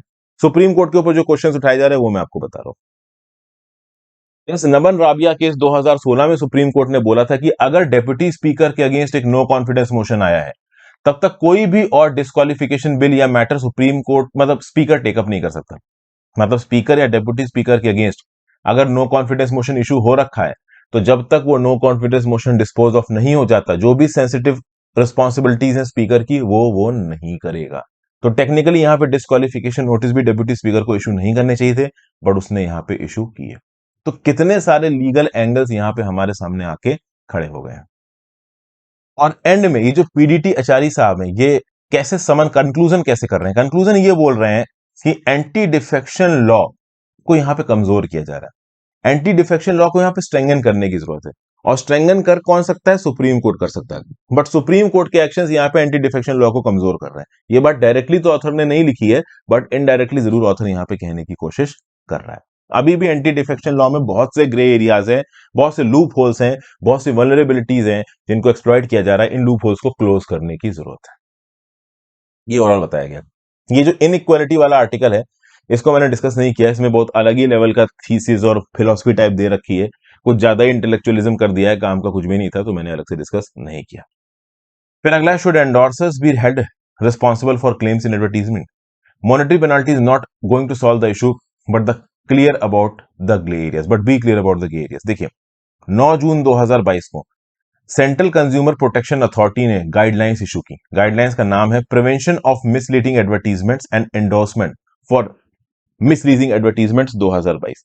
तो ये जो गाइडलाइंस है, prevention of misleading endorsements and endorsements for misleading advertisements 2022, ये गाइडलाइंस हर प्रकार के एडवर्टीजमेंट पे लागू होती हैं, और ये कुछ कंडीशंस इंपोज करती हैं एंडोर्सर्स के ऊपर, उन लोगों के ऊपर जो किसी चीज का एडवर्टीजमेंट कर रहे हैं। ज्यादातर आपने देखा होगा कि सेलिब्रिटीज, क्रिकेटर्स बहुत सारे ब्रांड्स का एंडोर्समेंट करते हुए नजर आते हैं। तो वो जो एंडोर्समेंट करते हैं, उस एंडोर्समेंट में क्या टर्म्स एंड कंडीशंस हैं, वो इन गाइडलाइंस में बताई गई हैं। जैसे हम बात करें कंज्यूमर प्रोटेक्शन एक्ट 2019 की, ये जो कंज्यूमर प्रोटेक्शन एक्ट है 2019 का, इसमें प्रोविजन है मिसलीडिंग एडवर्टीजमेंट्स के लिए, ठीक है ना। 10 लाख तक की पेनाल्टी लगाई जा सकती है। ये जो 10 लाख की पेनाल्टी है, ये अभी के नए नियम कानूनों में आई है। कंज्यूमर प्रोटेक्शन एक्ट 2019 में भी कुछ प्रोविजंस थे, बट उन प्रोविजंस से ज्यादा इफेक्टिव प्रोविजंस ये लेटेस्ट 9 जून की गाइडलाइंस में लाए गए। इसमें एक इंपॉर्टेंट प्रोविजन ये है कि अगर पहला आपने कोई वायलेशन किया तो 10 लाख तक की पेनाल्टी लगेगी, और उसके बाद सब्सीक्वेंट वायलेशंस किए तो 50 लाख तक की पेनाल्टी लिखेगी। प्लस अगर आपने सब्सीक्वेंट वायलेशन किए हैं, तो जो एंडोर्सर है, जो सेलिब्रिटी है, जो कि एंडोर्समेंट कर रहा है, उसको कुछ दिनों तक, कुछ समय तक एंडोर्समेंट करने से प्रोहिबिट भी किया जा सकता है, 3 साल तक। तो मान लो कोई सेलिब्रिटी है XYZ, मान लीजिए, उसने पहला गलती की तो 10 लाख तक का फाइन, दूसरी गलती हुई तो 3 साल तक उसको किसी भी एडवर्टीजमेंट करने से मना भी किया जा सकता है। हाँ, जेल टर्म नहीं है, पहले जेल टर्म था, अब जेल टर्म यहां पे हटा दिया गया। तो मतलब ये जो एंडोर्सर्स हैं, अगर ये किसी गलत प्रकार से एडवर्टीजमेंट करते हैं तो ये जेल नहीं जाएंगे, ये तो कंफर्म है। लेकिन इनको एंडोर्समेंट करने से रोका जा सकता है अगर ये रिपीटेडली गाइडलाइंस को वायलेट कर रहे हैं, ठीक है। अब ये जो नई गाइडलाइंस है, ये किस कंटेक्स्ट में अच्छी हैं, किस कंटेक्स्ट में अच्छी नहीं। सबसे पहला क्वेश्चन तो यहां पे ये पूछा जा रहा है कि भाई ये जो सेलिब्रिटीज हैं, इनको दी क्यों जाते हैं एंडोर्समेंट्स? तो भाई सीधी बात है, सेलिब्रिटीज की लोग पूजा करते हैं। हमारे देश में सचिन, विराट कोहली, महेंद्र सिंह धोनी और जो बड़े बड़े स्टार हैं, शाहरुख खान जैसे, रजनीकांत जैसे, इनको लोग बड़ा मानते हैं। तो ये जो स्टार्स जो बोल देंगे वो लोग करेंगे, ऐसा लगता है इन एडवर्टीजमेंट एजेंसीज को, और बहुत हद तक सही भी। एक बड़ी जनता बहुत हद तक आइडलाइज करती है इन लोगों को, तो जो लोग करेंगे वो जनता मानेगी। तो इसलिए इन सेलिब्रिटीज को एंडोर्समेंट दिए जाते हैं, उस प्रोडक्ट बिके इसलिए एंडोर्समेंट आता है। अब जब सेलिब्रिटी आता है तो सेलिब्रिटी ट्रस्ट और क्रेडिबिलिटी लेके आता है एक पर्टिकुलर प्रोडक्ट के प्रति। शाहरुख खान आके बोलता है कि मैं बैजूस की ऐप इस्तेमाल करता हूं, या मेरे बेटे बच्चे इस्तेमाल करते हैं, तो लोगों को लगेगा कि यार बैजूस तो सच में बहुत बढ़िया है, इसकी ऐप खरीदते हैं, इससे कोर्सेज खरीदते हैं। एक जस्ट एग्जांपल दिया मैंने आपको, ओके।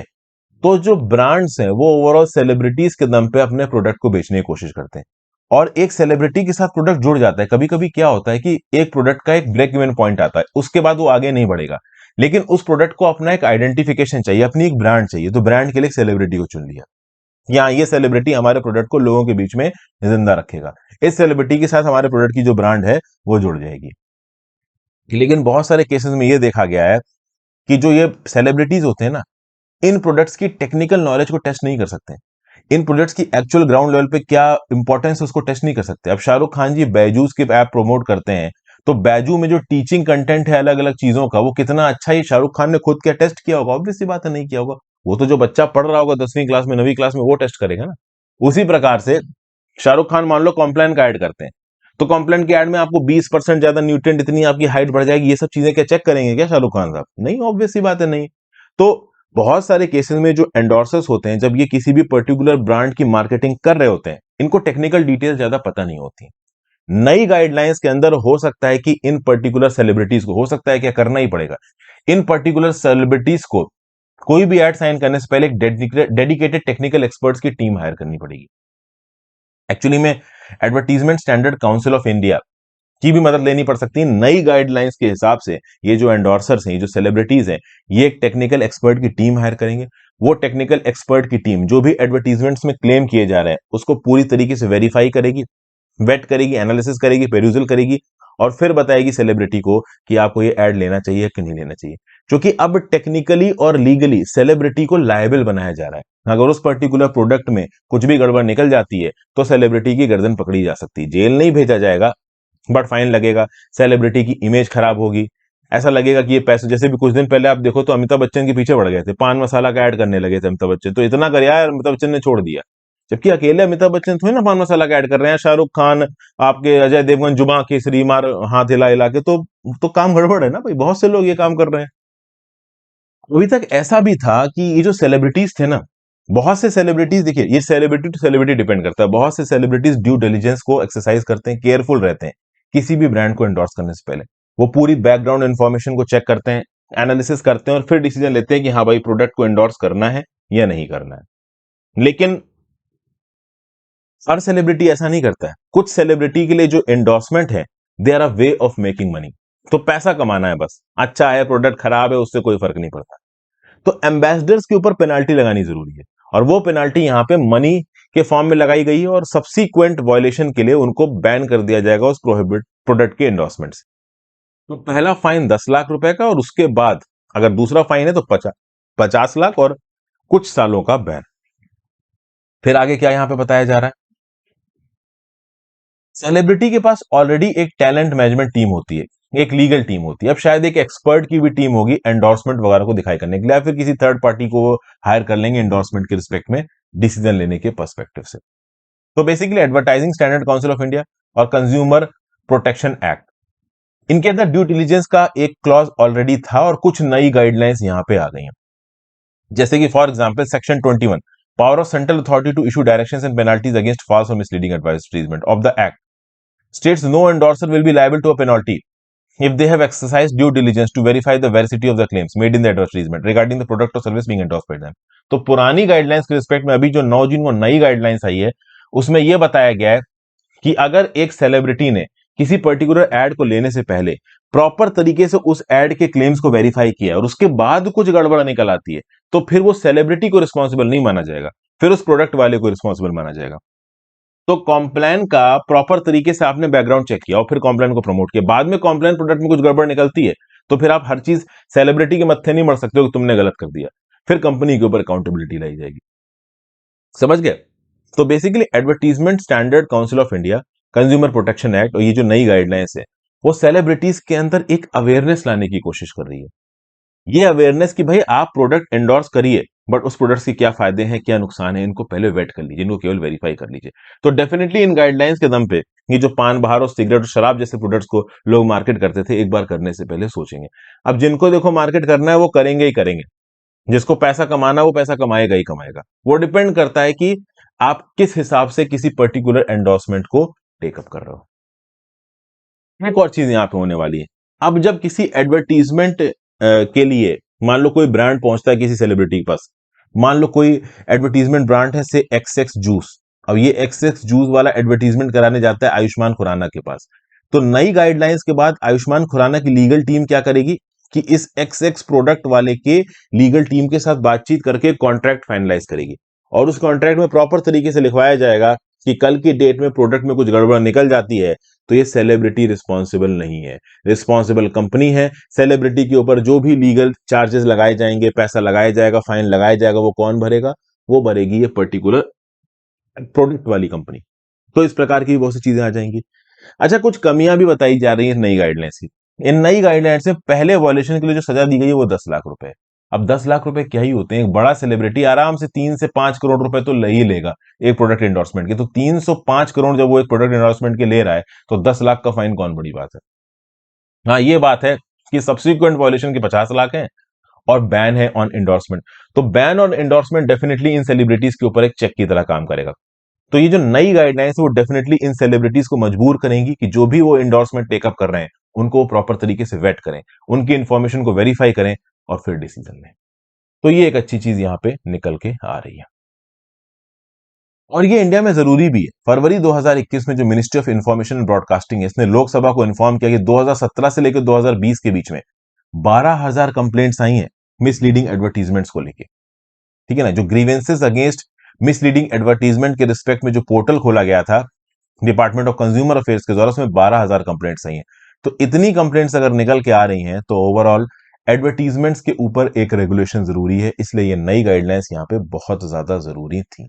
नई गाइडलाइंस का नाम याद रखिएगा, गाइडलाइंस का नाम है आपका prevention of misleading advertisements and endorsement of misleading advertisements 2022। तो ये गाइडलाइंस का नाम पूरा आपको लिखना पड़ेगा अगर आप किसी आंसर में इसको कोट कर रहे हो।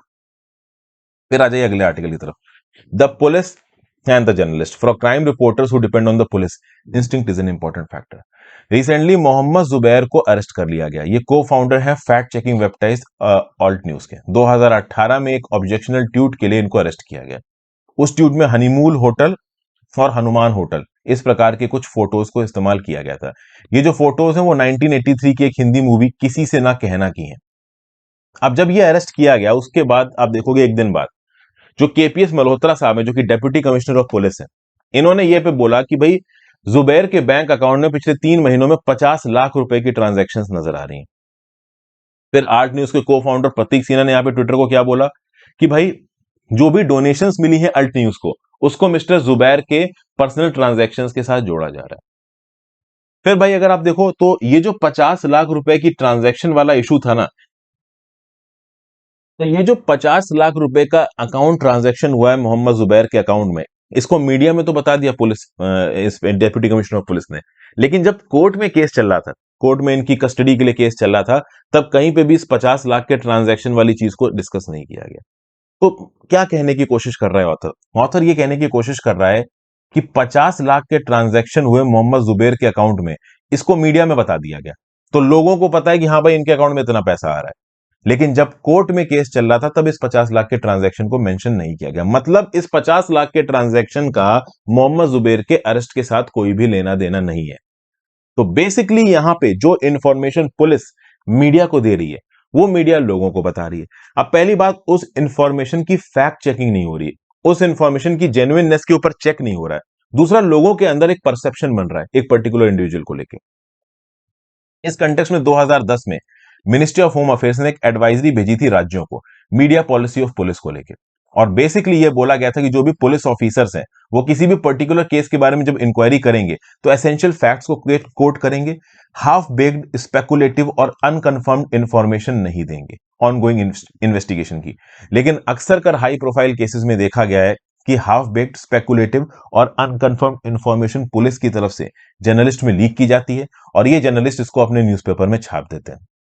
एक और बात यहां पे मैं बताता हूं, अलग अलग राज्यों में एक मिनिमम लेवल का ऑफिसर ही मीडिया से बात कर सकता है। जैसे दिल्ली के अंदर डीसीपी के रैंक के नीचे का कोई ऑफिसर, सीनियर इंस्पेक्टर हो, सब इंस्पेक्टर हो, इंस्पेक्टर हो, मीडिया से डायरेक्ट बात नहीं कर सकता। मीडिया से डायरेक्ट बात करने की, प्रेस से डायरेक्ट बात करने की जो ताकत है वो एटलीस्ट डीसीपी लेवल के ऑफिसर के पास है। समझ गए? तो बेसिकली यहां पे एक मिनिमम लेवल का ऑफिसर ही प्रेस से बात करेगा ताकि प्रेस के पास रिस्पॉन्सिबल स्टेटमेंट जाए, लेकिन ऐसा होता नहीं है। अक्सर कर आप देखोगे कि तो जो लोअर रंग के पुलिस वाले होते हैं ना, वो मीडिया में इंफॉर्मेशन को लीक कर देते हैं। तलाश मूवी में आपने देखा होगा कि ओवरऑल जो कुछ भी केस में हो रहा था वो एक नीचे के लेवल का जो ऑफिसर है वो मीडिया को लीक कर दे रहा था।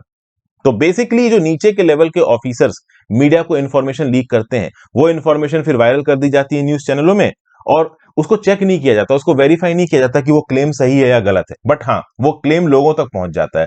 उस पर्टिकुलर क्लेम से लोग स्पेकुलेशन करने लगते हैं, किसी एक इंडिविजुअल के बारे में अपनी राय बनाने लगते हैं, और ये राय बनाना सही नहीं होता है। यहां पे रिया चक्रवर्ती का भी एग्जाम्पल दिया जा रहा है। कभी कभी ऐसे केसेस में पुलिस वालों की तरफ से भी इररिस्पॉन्सिबल स्टेटमेंट दिए जाते हैं। जैसे कि 2020 में जो बिहार के पुलिस चीफ थे गुप्तेश्वर पांडे, इन्होंने ओपनली ये बोला कि भाई रिया चक्रवर्ती की ये औकात नहीं है कि वो राज्य के चीफ मिनिस्टर को कुछ बोले। ये सुशांत सिंह मर्डर वाला जो हाई प्रोफाइल केस था उसमें चीजें चल रही थी। तो यहां पे कुछ इररिस्पॉन्सिबल स्टेटमेंट दिए गए पुलिस की तरफ से, ठीक है ना। अब ये इररिस्पॉन्सिबल पुलिस स्टेटमेंट सही नहीं है, बट चूंकि इनका कोई पॉलिटिकल फॉलोआउट या कॉन्सिक्वेंस नहीं है तो दे दिए। ओके, तो एक्चुअली में जर्नलिस्ट और पुलिस की ये जो जुगलबंदी है ये रिस्पॉन्सिबल तरीके से होनी चाहिए। पुलिस वालों की तरफ से अगर जर्नलिस्ट के पास कोई इंफॉर्मेशन जा रही है वो जेन्युइन होनी चाहिए। जर्नलिस्ट उस इंफॉर्मेशन को वेरीफाई करें फिर अपने मीडिया आउटलेट में छापें, लेकिन एक्चुअली में ऐसा होता नहीं। हाफ बेक्ड स्पेकुलेटिव इंफॉर्मेशन जो होती है वो बहुत व्यूज खींच सकती है, बहुत आप कह सकते हो ट्रैफिक खींच सकती है वेबसाइट के ऊपर, न्यूज़पेपर की कॉपी बिकवा सकती है मैगजीन्स की। इसलिए चीजें वेरीफाई पहले बाद में होती हैं, पहले उनको पब्लिश किया जाता है। जितनी ज्यादा स्पेकुलेटिव उतनी जल्दी पब्लिश होती हैं टीआरपी को बढ़ाने के लिए, और इससे इररिस्पॉन्सिबल एक मैकेनिज्म फैलता है पुलिस के रिस्पेक्ट में भी और जर्नलिज्म के रिस्पेक्ट में भी। फाइनली पीएम मोदी जी के G7 कमिटमेंट्स के बारे में यहाँ पे बात की जा रही है। देखिए, मोस्ट इंडस्ट्रियलाइज नेशंस का जियोपॉलिटिकल समिट G7 समिट कहां हुआ? जर्मन रिजॉर्ट ऑफ स्कॉस एल्मू में। प्राइम मिनिस्टर नरेंद्र मोदी ने अटेंड किया। अफगानिस्तान, इंडोनेशिया, सेनेगल और साउथ अफ्रीका के जो लीडर्स हैं उनके साथ। इस पर्टिकुलर इनिशिएटिव में एक आप कह लो $600 बिलियन का US led partnership for global infrastructure and investment launch किया गया। इसमें बोला गया कि क्लाइमेट चेंज को फाइट करेंगे, रेन्यूएबल एनर्जी से लड़ेंगे, इन्फ्लेशन को मैनेज करेंगे, प्लस डेवलप्ड और डेवलपिंग कंट्रीज में और इनफैक्ट अंडर डेवलप्ड कंट्रीज में इंफ्रास्ट्रक्चर को बनाने के लिए partnership for global infrastructure investment आया $600 बिलियन का। ये बेसिकली जो इन्वेस्टमेंट है इसमें $200 बिलियन यूएस डालेगा, बाकी यूरोपियन कंट्रीज डालेंगी। और इससे जो पैसा आएगा उस पैसे से बेल्ट एंड रोड इनिशिएटिव के प्रोजेक्ट्स को हम लोग काउंटर करेंगे। चाइना ये जो बेल्ट एंड रोड इनिशिएटिव के अंदर पैसा लगा रहा है दुनिया भर की कंट्रीज में, हम यहां पे कंट्रीज को एक अल्टरनेटिव देंगे। तो बेसिकली इकोनॉमिक्स से ज्यादा इस G7 समिट में जियो पॉलिटिक्स डोमिनेट कर रही थी। रशिया यूक्रेन वॉर के ऊपर बातचीत हुई, रशिया के एक्शन को क्रिटिसाइज किया गया, फिर बीजिंग के मैरीटाइम क्लेम्स को क्रिटिसाइज किया गया, बीजिंग की ह्यूमन राइट्स वायलेशन को क्रिटिसाइज किया गया, बीजिंग जो लो इनकम कंट्रीज को उधार दे दे के उनको अपने डेब्ट ट्रैप में फंसा लेता है, इसको यहां पे क्रिटिसाइज किया गया। एक जियोपॉलिटिकल गेम बहुत क्लियरली यहां पे चलता हुआ नजर आ रहा है। अब इस प्रकार के जो जियोपॉलिटिकल गेम्स हैं ये हो सकता है G7 की कुछ कंट्रीज के फेवर में हो, उनकी फॉरेन पॉलिसी के हिसाब के हो, बट इंडिया की फॉरेन पॉलिसी के हिसाब के नहीं है। इंडिया ने यहां पे एक बैलेंसिंग पावर की तरह काम किया। जब भी कोई आप देख लो ब्रिक्स का समिट होता है तो ब्रिक्स के समिट को इस्तेमाल करके जो रशिया चाइना है वो वेस्टर्न वर्ल्ड को गरियाते रहते हैं, और G7 और नाटे जैसे समिट्स का इस्तेमाल करके जो वेस्टर्न कंट्रीज हैं वो रशिया चाइना को गरियाती रहती हैं। इंडिया कहीं बीच में है। इंडिया ना रशिया चाइना को ओपनली गरियाता है, ना हम वेस्टर्न कंट्रीज को ओपनली गरियाते हैं। वेस्टर्न कंट्रीज इसी बात से नाराज हैं कि इंडिया चाइना के अगेंस्ट एक ओपन स्टैंड क्यों नहीं लेता है। चाइना के अगेंस्ट दबे शब्दों में इंडिया जरूर रेजिस्ट करता है, रशिया तो हमारी एक फ्रेंडली कंट्री है। तो बेसिकली G7 में जो प्रधानमंत्री मोदी जी हैं उन्होंने यूक्रेन और रशिया वॉर के कंटेक्स्ट में ना यूक्रेन को ज्यादा क्रिटिसाइज किया और ना ही बहुत ज्यादा चाइना के अगेंस्ट उन्होंने स्टेटमेंट दिए। यहां पे हमारे मोदी जी ने किस किस चीज के बारे में बात की? तो भाई एनर्जी ट्रांजिशन के रिस्पेक्ट में बात की। फिर मोदी जी ने बोला कि इंडिया में कॉन्शियस रिलीजन और बिलीफ के बिहाफ पे एक्सप्रेशन को दबाया नहीं जाता। ओवरऑल आज की डेट में सिविल सोसाइटी के ऊपर रिस्ट्रिक्शंस हैं, मीडिया फ्रीडम को दबाया जा रहा है, माइनॉरिटीज के अगेंस्ट अत्याचार किए जा रहे हैं, ये सब इल्जाम इंडिया के ऊपर लगाए जा रहे हैं। तो मोदी जी ने क्लियरली बोला कि हम ऐसा कोई इल्जाम नहीं लगा रहे हैं। एनर्जी ट्रांजिशन की मोदी जी ने बात की, सस्टेनेबल डेवलपमेंट की बात की, क्लाइमेट चेंज की बात की, एनर्जी रेजिलियंस की बात की, रेजिलियंट डेमोक्रेसीज की बात की, लेकिन हाँ एंटी चाइना स्टेटमेंट नहीं दिया। पीजीआईआई को इंडिया ने एंडोर्स नहीं किया। US led partnership for global infrastructure investment जिसमें $600 बिलियन से इंफ्रास्ट्रक्चर बनाया जाएगा डेवलपिंग और अंडर डेवलप्ड कंट्रीज में, इस इनिशिएटिव को इंडिया ने एंडोर्स नहीं किया है। लेकिन कल ही हमने देखा कि चाइना G20 मीट को लेके इंडिया को क्रिटिसाइज कर रहा है, कश्मीर में जो कंडक्ट करवानी है कुछ मीटिंग्स। तो इस कंटेक्स्ट में इंडिया का ये जो स्टैंड है कि हम एंटी चाइना नहीं होंगे, ये किस हद तक सही है, इसके ऊपर भी थोड़े बहुत सवाल उठते हैं। वेस्टर्न कंट्रीज खुद इंडिया से पूछेंगे कि भाई चाइना तुम्हारे खिलाफ इतना कुछ करता रहता, कुछ बोलते क्यों नहीं हो? तो ये सब कुछ पेंडिंग इश्यूज है, वो आगे आने वाले समय में पता चलेंगे। फिर यूएस के अंदर एक बड़ी माइग्रेंट ट्रेजेडी जिसके बारे में यहां पे बात हो रही है। देखिए अभी रिसेंटली क्या हुआ है कि सेंट एंटोनियो टेक्सास में एक अबेंडेंड ट्रैक्टर ट्रेलर मिला और उसके अंदर 53 लोगों की लाश मिली। ऐसा बताया जा रहा है कि ये 53 लोग यूएस के अंदर इलीगली घुसने की कोशिश कर रहे थे फ्रॉम मैक्सिको, ग्वाटेमाला, हॉन्डुरस और एल सल्वाडोर। और चूंकि वो ट्रक के अंदर बंद थे और कोई एयर कंडीशनर वहां पे था नहीं, तो ट्रक के अंदर जो टेम्परेचर्स थे वो बहुत ज्यादा गर्म थे, ऊपर से एक लीथल हीट वेव चल रही है, तो ये लोग सरवाइव नहीं कर पाए, गर्मी में मर गए वहां। समझ गए? इससे पता चलता है कि ये जो माइग्रेंट क्राइसिस है ये एक बहुत बड़ी क्राइसिस यूएस के अंदर, यूएस के सदर्न बॉर्डर के थ्रू, मैक्सिको बॉर्डर के थ्रू बहुत सारे इमिग्रेंट्स यूएस के अंदर घुसना चाहते हैं। ओके, देखिए कंट्री की इमिग्रेशन पॉलिसी इतनी आसानी से आपको सिटीजनशिप नहीं देती, लेकिन फिर भी ये जो लोग हैं जो कि मैक्सिको, सल्वाडोर और आप कह लो मैक्सिको बॉर्डर से यूएस के अंदर एंट्री मारते हैं, इलीगली एंट्री मारते हैं, यूएस मार्केट एक्सेस चाहते हैं, उनको लगता है कि यूएस के अंदर अच्छी इकोनॉमिक अपॉर्चुनिटीज है। एक और सवाल उठता है बॉर्डर पॉलिसी इन्फोर्समेंट। ये जो बॉर्डर पॉलिसी इन्फोर्समेंट है वो यूएस के लिए एक सरदर्दी बन गया है। मई 2020 की बात करेंगे तो यूएस बॉर्डर पेट्रोल ने 23,237 माइग्रेंट्स को एनकाउंटर किया। वहीं मई 2022 की बात करें तो 2,39,146 को एनकाउंटर किया।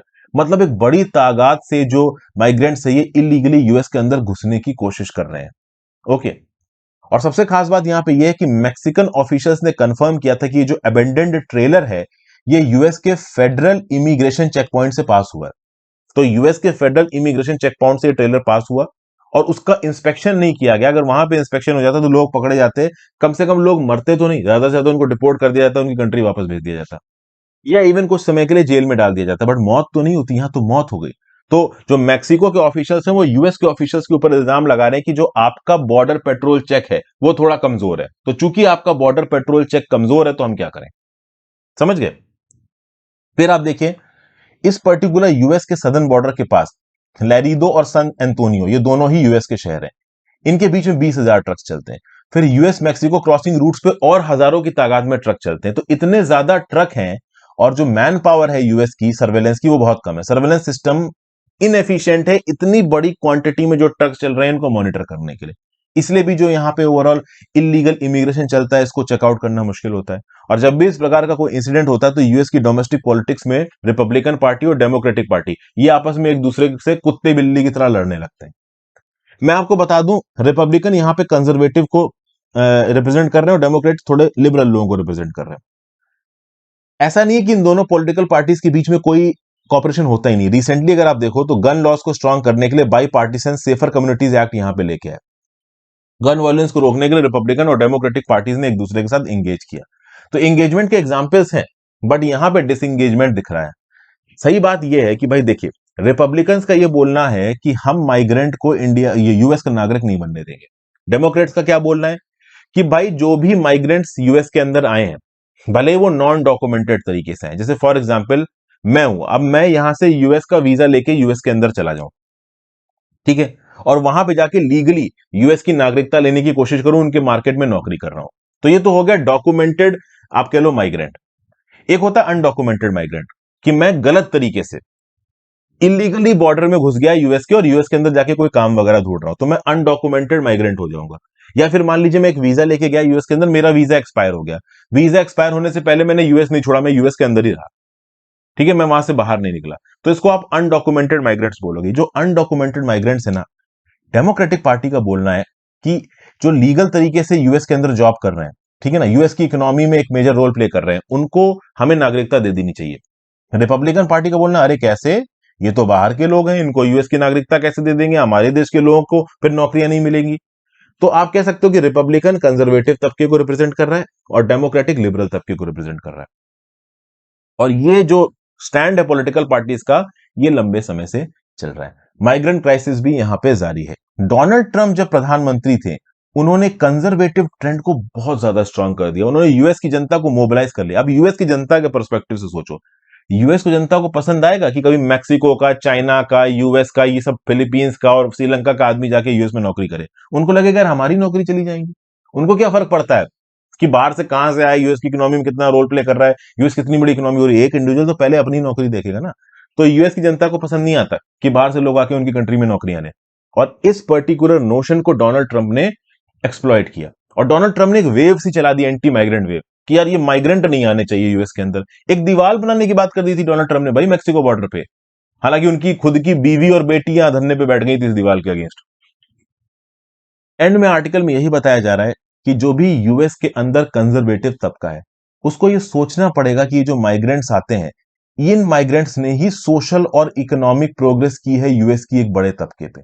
तो आज की डेट में यूएस ये बोल दे कि नहीं भाई हम तो माइग्रेंट्स को आने ही नहीं देंगे अपने साउदर्न बॉर्डर्स में, migrants are not welcome here, हम माइग्रेंट्स को अपने देश से बाहर खदेड़ देंगे, तो ये एक गलत अप्रोच होगी।